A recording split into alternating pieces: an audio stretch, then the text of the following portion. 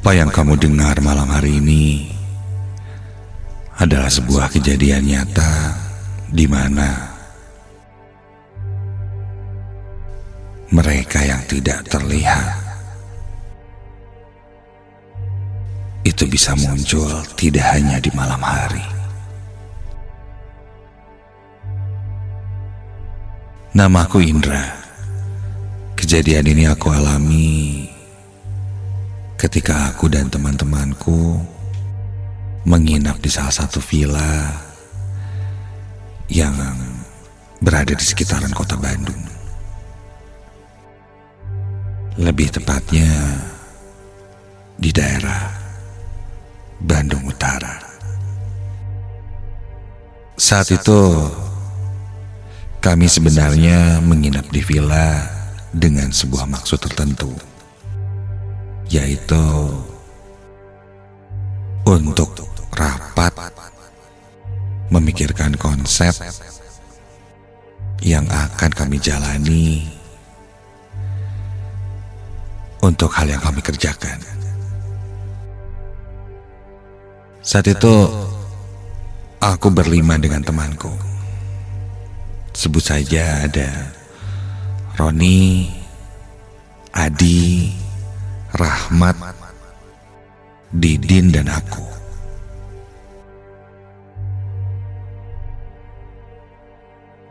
Kami sampai di sebuah villa yang sebelumnya kami booking.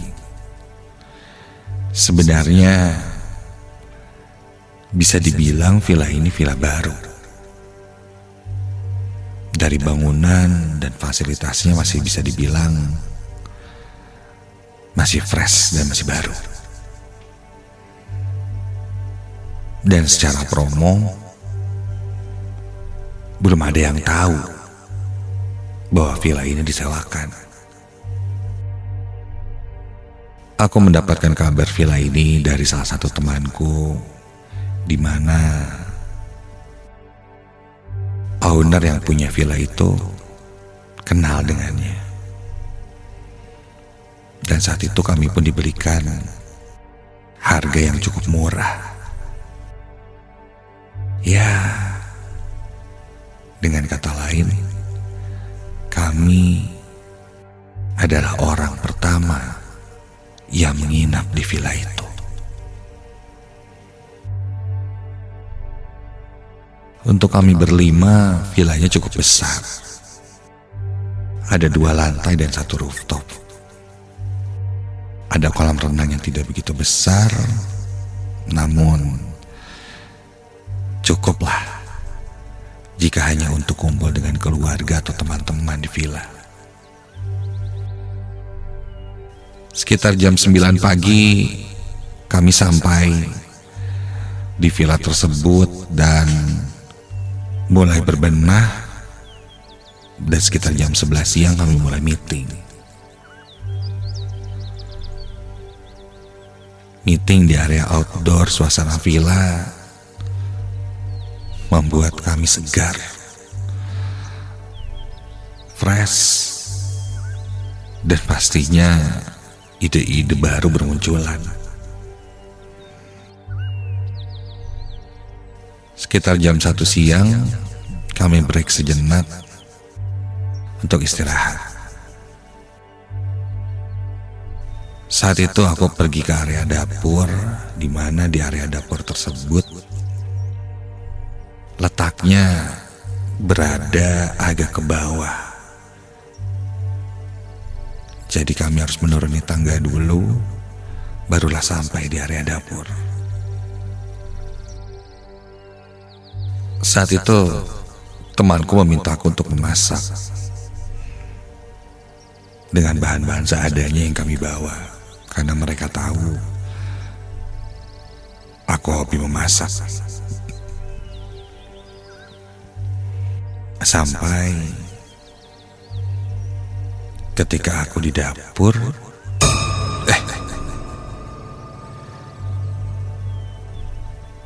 di dalam dapur tersebut, aku melihat seorang ibu-ibu memakai pakaian sederhana seperti kebaya dan samping, dan dia sedang berdiri di dekat pintu keluar dapur.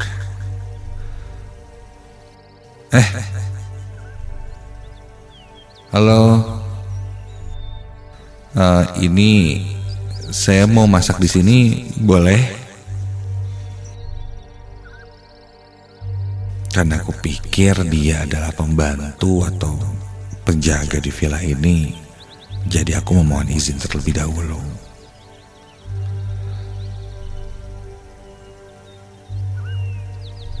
Ibu itu pun mengiyakan dengan mengangguk dan mempersilahkanku.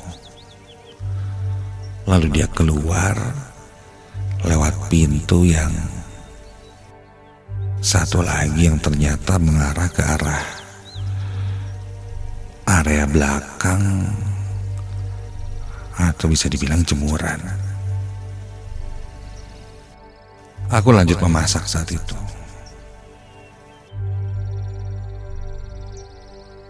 Ketika aku sedang memasak mie, tiba-tiba pintu dari arah belakang itu pun terbuka lagi.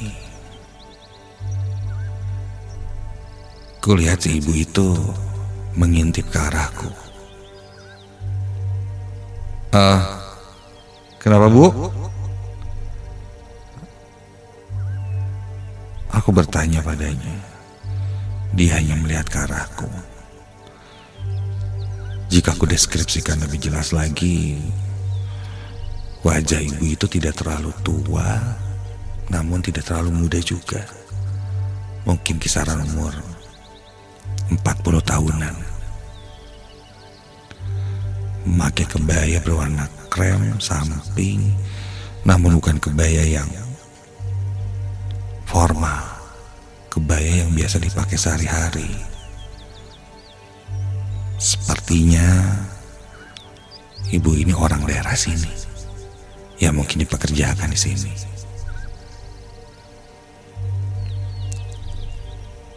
Dia hanya melihat ke arahku dan mungkin akan membantuku atau apalah. Masuk aja, Bu, nggak apa-apa.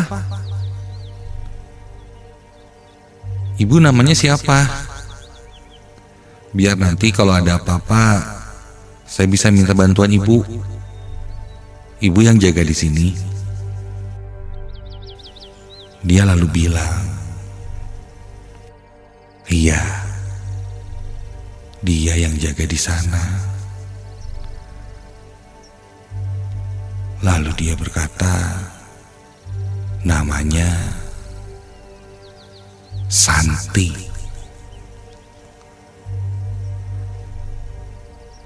Dia lalu coba membantuku dengan menyiapkan beberapa piring. Sambil aku tanya, Bu Santi sudah lama di sini? Sebelum jadi villa ini apa ya, Bu? Ibu itu dengan suara yang cukup berat saat itu berkata, sudah lama di sana. Dulu sebelum jadi villa, katanya di sini ada hutan dan pohon yang cukup besar, tapi ditebang karena dibangun villa ini. Singkat cerita, setelah semuanya siap, aku pun memanggil teman-temanku untuk mengambil piring mereka masing-masing. Woi, udah siap nih mie-nya? Ambil sendiri, susah gue bawanya. Terdengar suara langkah kaki teman-temanku pun turun. Dan ketika sampai, ku tengok lagi, Bu Santi sudah tidak ada. Terlihat pintu belakangnya terbuka. Sepertinya dia keluar. Siang itu pun kami habiskan dengan makan mie, mengobrol sejenak, lalu lanjut meeting. Waktu berlalu, malam pun tiba. Saat itu ada yang datang ke villa bernama Kang Aji. Dia bilang dia membawa kayu bakar untuk mempersiapkan api unggun. Aku baru tahu kalau ada fasilitas api unggun juga. Kang Haji pun mulai menyalakan dan menyusun kayu-kayu bakar itu di halaman yang ada di sekitar villa tersebut. Kami duduk melingkar. Kang Haji mulai menyalakan api unggunnya.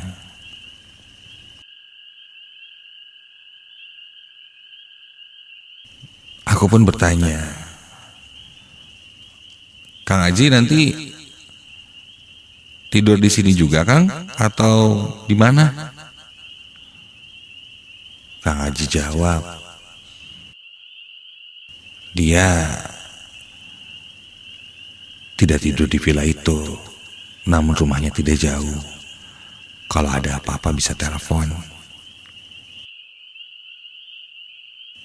Oh, oke Kang, nanti minta aja nomornya ya. Berarti Kang Haji mah jaganya malam aja ya. Kalau pagi ke sore mah Ibu Santi. Gitu Kang? Ketika mendengar aku berbicara seperti itu, Kang Haji menengok ke arahku. Bu Santi katanya. Sepengetahuan Kang Haji, yang jaga di villa itu hanya Kang Haji.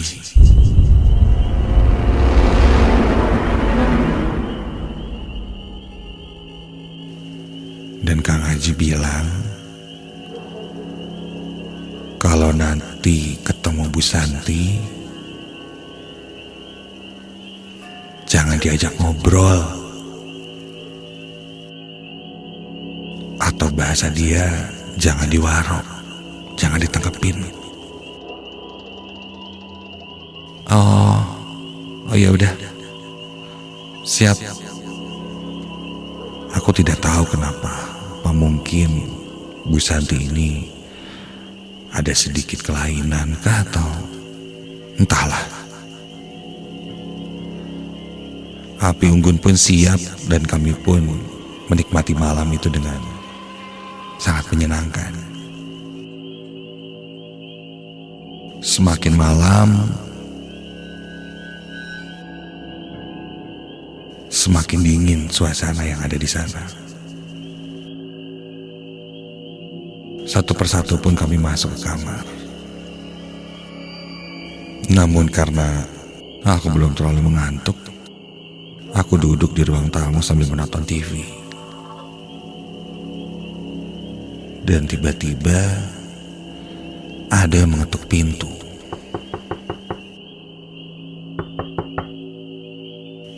Kontan aku membuka pintunya dan tidak ada siapa-siapa. Namun suara ketukan itu masih berbunyi. Ternyata suaranya berbunyi dari pintu belakang yang ada di dapur. Aku pun berjalan ke arah pintu belakang yang ada di area dapur itu. Dan ketika aku buka pintunya, Bu Santi. Kulihat Bu Santi yang mengetuk pintu itu. "Ada apa Bu? Tengah malam kayak gini ngetok-ngetok. Ada yang bisa dibantu?" Bu Santi melihat ke arah aku dengan tatapan kosong. Dalam hati aku langsung berpikir, wah, bener nih kata Kang Haji. Kayaknya ini orang agak-agak aneh deh.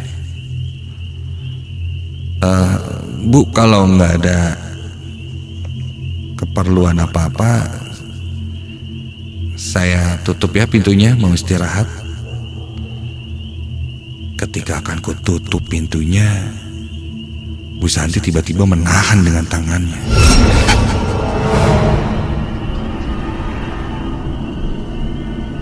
Dan dengan suara parau dia bilang,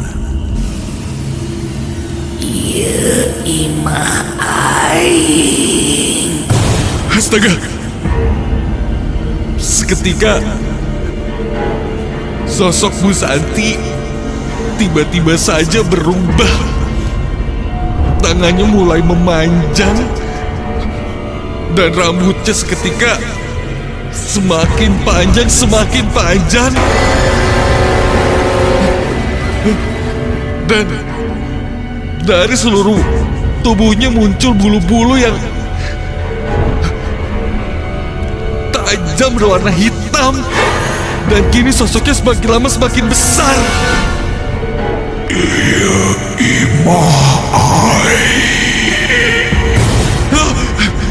Sosok itu berubah menjadi sosok yang sangat besar dengan mata yang merah.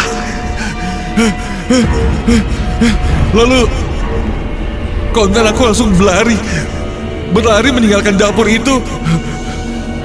Dan ketika menaiki tangga arah dapur, karena aku panik dan terburu-buru, aku pun terjatuh hingga aku tak sadarkan diri.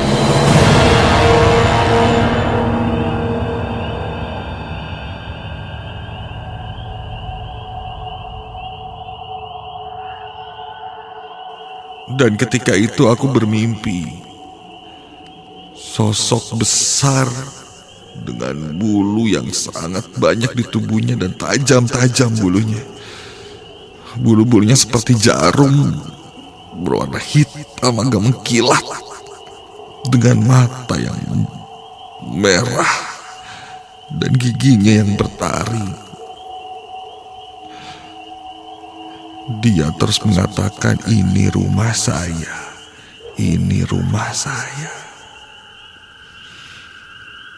Dan di dalam mimpiku aku melihat satu pohon beringin yang sangat besar saat itu. Dan mungkin pohon itu adalah pohon yang ditebang yang dulunya tempat tinggal makhluk itu. Ketika sadar, sudah ada teman-temanku dan Kang Aji. Begitu sadar aku langsung ceritakan apa yang ku alami pada Kang Aji. Kang Aji pun mengiyakan. Dulu ada satu pohon beringin yang besar yang ditebang untuk dijadikan villa. Ketika proses penebangan pohon pun banyak orang yang celaka.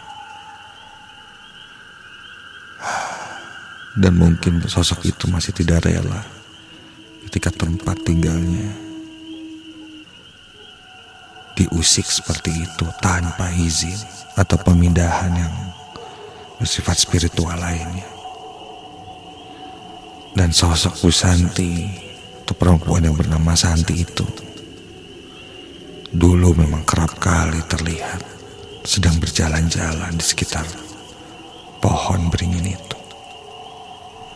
Iya, sosok itu menyerupai perempuan dan selalu berkata bahwa namanya adalah Santi.